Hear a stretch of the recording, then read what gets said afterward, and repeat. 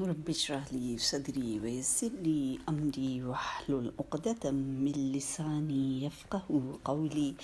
رب زدنی علما۔ السلام علیکم ورحمۃ اللہ وبرکاتہ۔ کیا حال ہے پیارے بچوں آپ کا؟ اللہ تعالیٰ سب کو اپنی حفاظت میں عافیت میں رکھے، ایمان کے ساتھ رکھے، اور قرآن کو اچھا پڑھنے والا، اچھا سمجھنے والا، اور اس کے مطابق اچھا عمل کرنے والا بنائے، آمین۔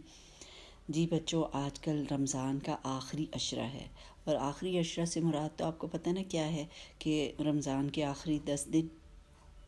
اور ان آخری 10 دنوں کی بھی آخری 10 راتیں یہ بہت قیمتی ہیں، بہت فائدے والی راتیں ہیں۔ اللہ تعالیٰ نے ان میں ہمارے لیے بہت سارے فائدے رکھ دیے ہیں، اور ان راتوں میں انشاءاللہ جاگنے کی کوشش کرنی ہے، اور جاگ کر پھر یہ نہیں کہ اپنی مرضی کے کام کرنے کے موبائل کھول کے بیٹھ جائیں، یا موبائل میں کوئی گیم کھیلنے لگ جائیں، یا کوئی اپنی پسند کی چیزیں دیکھنے لگ جائیں، اس لیے نہیں جاگنا، بلکہ جاگ کے کیا کام کرنے وہ آج ہم دیکھیں گے انشاءاللہ۔ اور بچوں، ان راتوں میں سے کوئی ایک رات جو ہے طاق رات، وہ لیلۃ القدر کی رات ہوتی ہے۔ اور طاق راتیں کون سی ہوتی ہیں؟ جیسے 21 کی رات ہوگی، 23 کی رات ہوگی، یا 25 کی رات ہوگی، یا 27 کی رات ہوئی، یا 29 کی رات ہوئی،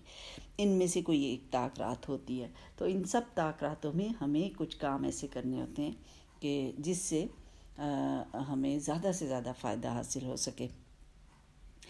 تو لیلۃ القدر کے بارے میں تو آپ نے اپنی کتابوں میں پڑھا ہوگا نا سب نے، کہ یہ وہ رات ہے جس میں قرآن نازل کیا گیا، اور اس رات میں عبادت کرنے کا ثواب اتنا زیادہ ہے کہ اگر 1000 مہینے بھی ہم عبادت کرتے رہے نا، تو ان 1000 مہینوں کی عبادت سے بھی زیادہ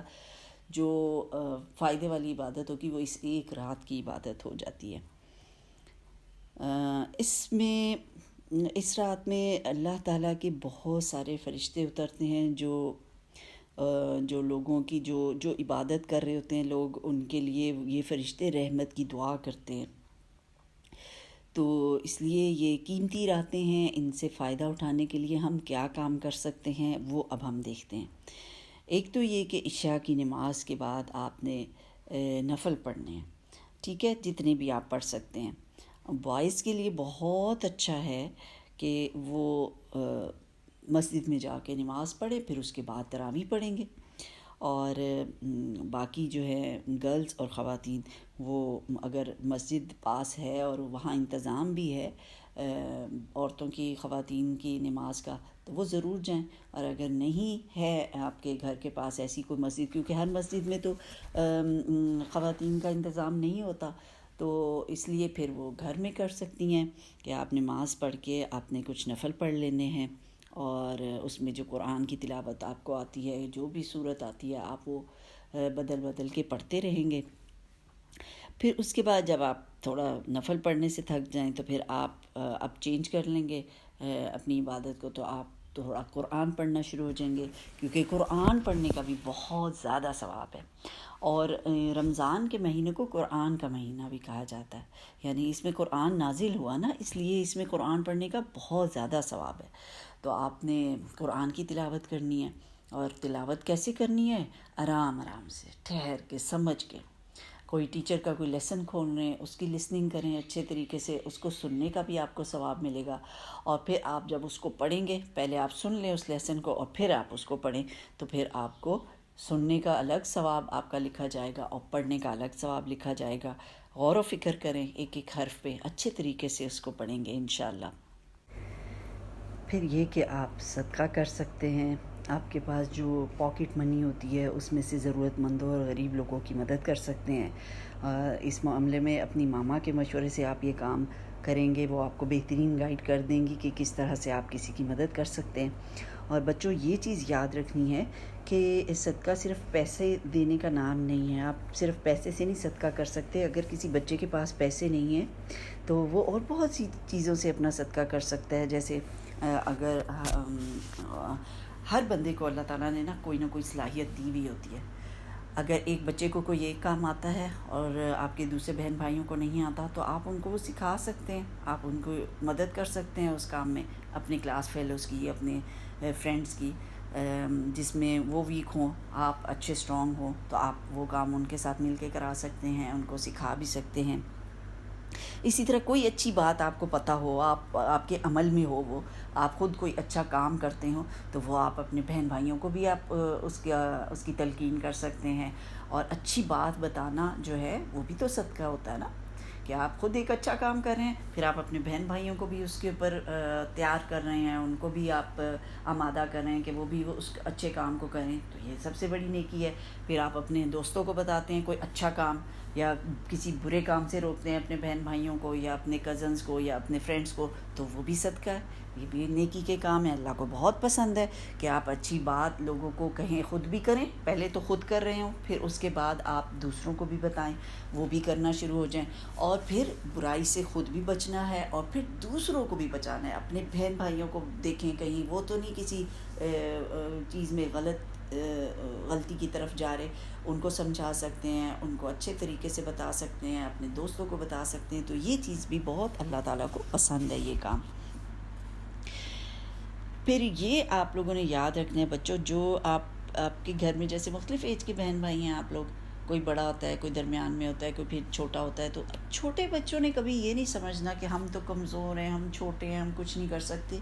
نہیں، اللہ تعالیٰ نے ہر انسان کو کوئی نہ کوئی صلاحیت دی ہوئی ہوتی ہے، اس کی ایج کے مطابق وہ اس ایج میں رہ کر بھی بہت نیکی کما سکتا ہے۔ مثلاً اگر آپ گھر میں چھوٹے ہیں اور آپ سمجھتے ہیں کہ اچھا باقی کام اگر میرے لیے مشکل ہیں، تو لیکن آپ یہ کام تو کر سکتے ہیں نا کہ آپ اپنے ماں باپ کی بات کو آرام سے مان لیں، بغیر ان کو تنگ کیے ہوئے، وہ تنگ نہ ہوں، بس صرف وہ کہیں اور آپ کر دیں، تو کتنی بڑی نیکی ہے کہ ماں باپ کا دل کتنا خوش ہوگا کہ اگر آپ نے ان کی بات کو فوراً سے مان لیا۔ تو یہ بہت بڑی نیکی ہے جو آپ کر سکتے ہیں۔ اس کو چھوٹا نہ سمجھیں، معمولی نہ سمجھیں، اس کو کرنے میں لگ جائیں گے تو آپ دیکھیں کہ آپ خود بھی خوش ہوں گے، سکون میں ہوں گے، اچھا فیل کریں گے، اور آپ کے ماں باپ بھی خوش ہوں گے، اور اللہ تعالیٰ تو خوش ہوں گے ہی۔ اسی طرح آپ اپنے بہن بھائیوں کو تنگ نہ کریں، ان کی چیزیں خراب نہ کریں، اور اپنے کاموں کو خود کرنے کی کوشش کریں، ٹھیک ہے؟ تو یہ نہیں ہوتا کہ ہم چھوٹے ہیں تو ہمارا ہر کام اب بڑا بہن بھائی کرے گا یا ہمارے امی ابو کریں گے، نہیں، آپ لوگوں نے اپنے کاموں کو خود کرنے کی جو کوشش ہے نا، وہ بھی ایک نیکی ہے، کہ بجائے اس کی کہ ہم ہر کام اپنے ماں باپ پہ ڈال دیں گے، اچھا ماں باپ کر دیں گے، یہ بھی ماں باپ کر دیں گے، یہ بھی ماں باپ کر دیں گے، یا بڑے بہن بھائی کر دیں گے، تو ایسے نہیں ہونا چاہیے۔ ہر بچے نے اپنی زندگی کو تو خود گزارنا ہے نا آگے، ہر وقت آپ کے پاس ماں باپ نہیں ہوں گے، ہر وقت آپ کے پاس بڑے بہن بھائی نہیں ہوں گے، اس لیے آپ کو اپنے کام خود سیکھنے چاہیے، اور ہر بچہ سیکھ سکتا ہے اپنے کام جو بھی اس کے ہوتے ہیں، وہ بڑوں سے سیکھ سکتا ہے، وہ کر سکتا ہے۔ تو آپ نے اپنے جو بھی چھوٹے چھوٹے کام ہیں وہ خود کرنے ہیں، ٹھیک ہے؟ اور بڑے بچوں کو بھی میں ان سے بھی یہ بات کہوں گی کہ وہ بھی کوشش کریں کہ جو کام تو وہ خود کر رہے ہیں تو ٹھیک ہے، لیکن کچھ ایسے کام ہیں جو ابھی بھی ان کے ماں باپ ان کے لیے کر رہے ہیں، تو آپ کوشش کریں کہ آپ کے ماں باپ کے اوپر آپ کا کم سے کم بوجھ ہو، آپ خود کریں۔ ہاں، آپ ان سے گائیڈنس لے سکتے ہیں، آپ ان سے مشورہ مانگ سکتے ہیں، آپ ان سے کچھ مشکل پیش آ رہی ہے تو اس معاملے میں مشورہ کریں ضرور، آپ ان کی تھوڑی بہت ہیلپ لے لیں، لیکن پورے اپنے کام اپنے ماں باپ پہ ڈالنا وہ نہیں۔ آپ کو جیسے اب آپ نے اگر قرآن کا لیسن تیار کرنا ہے تو یہ آپ لوگوں کی اپنی ذمہ داری ہے، یہ ماں باپ کی ذمہ داری تو نہیں اب رہنی چاہیے۔ اب آپ کو کتنے سال ہو گئے نا، تقریباً میرا حال ہے 3 سال تو ہو گئے ہیں، تو اب آپ کو ایک ٹریک پہ تو انہوں نے ڈال دیا نا، آپ کو پتہ ہے کہ قرآن کا لیسن آتا ہے، اس کو سننا ہوتا ہے، ٹائم پہ اس کی پریکٹس کرنی ہوتی ہے، پہلے اس کو اچھا سا سننا ہوتا ہے، غور سے سننا ہوتا ہے، ایسے نہیں کہ بس آپ نے لیسن چلا دیا اور وہ چلتا رہا اور آپ نے کہا میں نے 2 دفعہ سن لیا، 3 دفعہ سن لیا، نہیں، اس طرح تو آپ کو کچھ سمجھ ہی نہیں آئے گی۔ آپ نے جب لیسن لگانا ہے تو پوری توجہ سے سننا ہے، پوری ایمانداری کے ساتھ سننا ہے، پھر اس کے بعد اس کی اچھی سی پریکٹس کریں گے، اس کو ریکارڈ کریں گے،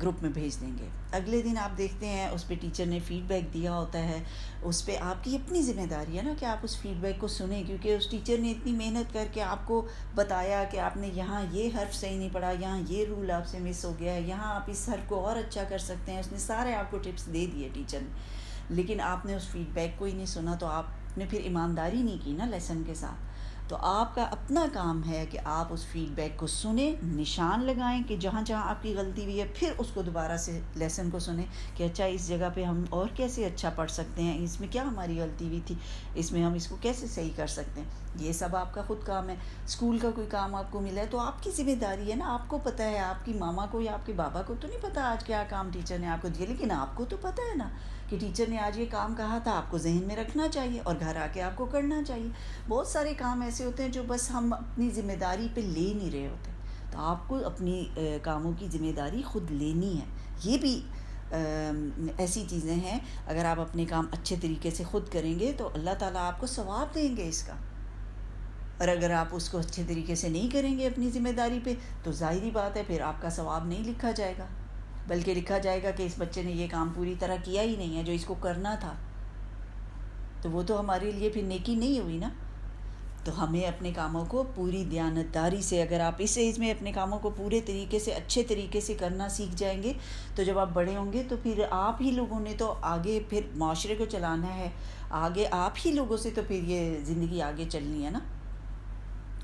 تو اس لیے ابھی سے سیکھیں کہ اپنے کاموں کو ہم نے پوری دیانتداری سے کرنا ہے، پوری ایمانداری سے کرنا ہے، جو کام ہمیں بتایا گیا جس طریقے سے ہم نے اسی طریقے سے اس کو کرنا ہے، ٹھیک ہے۔ اچھا، پھر اس کے بعد آپ ذکر کر سکتے ہیں اللہ تعالیٰ کا، وہ خوب کر سکتے ہیں۔ چھوٹے چھوٹے اذکار ہیں جس میں آپ تھکتے بھی نہیں ہیں اور آپ آسانی سے کر لیتے ہیں، جیسے سب سے زیادہ جو ذکر اللہ تعالیٰ کو پسند ہے وہ ہے لا الہ الا اللہ۔ تو دیکھیں کتنا سا ٹائم لگتا ہے اس کو بولنے میں، لا الہ الا اللہ، اس کو بولیں گے۔ پھر اس کے بعد اللہ کو جو ذکر پسند ہے وہ ہے سبحان اللہ والحمد للہ ولا الہ الا اللہ واللہ اکبر۔ اس کو آپ علیحدہ علیحدہ بھی پڑھ سکتے ہیں، اپنی آسانی سے پڑھیں۔ سبحان اللہ کی تسبیح کر لیں، الحمد للہ کی تسبیح کر لیں، اللہ اکبر کی کر لیں، لا الہ الا اللہ کی کر لیں۔ تو یہ بہت آسان ہو جاتا ہے آپ کے لیے کہ آپ جب رات کو جاگے ہوئے ہیں تو آپ جب اس طرح چھوٹے چھوٹے اذکار اللہ تعالیٰ کے کر لیتے ہیں تو یہ بھی بہت زیادہ ایک فائدے والی چیز ہے۔ اور پھر ایک بہت اہم دعا جو حضرت عائشہ نے نبی صلی اللہ علیہ وسلم سے پوچھا تھا کہ اے اللہ کے رسول، اگر شب قدر کو میں پالوں تو کیا پڑھوں؟ تو انہوں نے فرمایا، دعا جو بتائی وہ اللہم انک عفو تحب العفو فاعف عنی، اللہم انک عفو تحب العفو فاعف عنی۔ یہ میں نے آپ کو گروپ میں سینڈ بھی کی ہوئی ہے، آپ ادھر سے غور سے سنیں، اچھے سے بار بار سنیں اور پھر آپ نے پڑھنا ہے۔ ایسی دعا ہے کہ اللہ تعالیٰ ہمارے سارے گناہوں کو ختم کر دیں گے اس دعا سے، اس یقین کے ساتھ پڑھنا ہے۔ اور پھر دعا جب آپ کریں، جب آپ یہ سارے کام کریں، ساتھ ساتھ اپنے ماں باپ کے لیے دعا کریں، اپنے بہن بھائیوں کے لیے دعا کریں۔ اپنے لیے تو آف کورس سب سے پہلے اپنے لیے کریں گے، پھر ماں باپ کے لیے کریں گے، بہن بھائیوں کے لیے کریں گے، اپنی دادا دادی نانا نانی سب رشتہ داروں کے لیے کریں، پھر اپنے دوستوں کے لیے کریں۔ تو اپنے لیے اور سب کے لیے جو دعا کرتا ہے نا تو وہ اللہ تعالیٰ کو یہ بات بہت پسند ہوتی ہے کہ صرف ہم اپنے لیے نہ کریں دعا، ٹھیک ہے۔ یہ اللہ تعالیٰ کو یہ بہت پسند ہوتا ہے کہ ہم نے زندگی کو صرف اپنے لیے نہیں گزارنا بلکہ دوسروں کے لیے بھی آسانیاں کرنی ہیں۔ تو دوسروں کی آسانیوں میں ایک بات یہ بھی ہم کر سکتے ہیں کہ ہم ان کے لیے دعا کر دیں۔ تو اللہ تعالیٰ ہمیں ان راتوں سے دنیا میں فائدہ اٹھانے والا بنا دے، اور اللہ تعالیٰ ہماری استغفار قبول کر لے، اللہ سے جو ہم معافیاں مانگے، اپنے گناہوں کی بخشش کروا لیں۔ ہم سے بہت سارے دن بھر میں کچھ چھوٹی موٹی غلطیاں ہو جاتی ہیں، کچھ چھوٹے گناہ ہو جاتے ہیں، تو ہم بہت اللہ تعالیٰ سے استغفار کریں، اس دعا کو بہت زیادہ پڑھیں، اللہم انک عفو تحب العفو فاعف عنی، کہ اللہ تعالیٰ ہمیں بس معاف کر دیں، بالکل اچھے طریقے سے ہم اپنی معافی کروا لیں اللہ تعالیٰ سے۔ اللہ تعالیٰ ہمارے گناہوں کو، ہماری غلطیوں کو معاف فرما دیں، آمین ثم آمین۔ سبحانک اللہم و بحمدک نشہد ان لا الہ الا انت نستغفرک و نتوب الیک۔ السلام علیکم ورحمۃ اللہ وبرکاتہ۔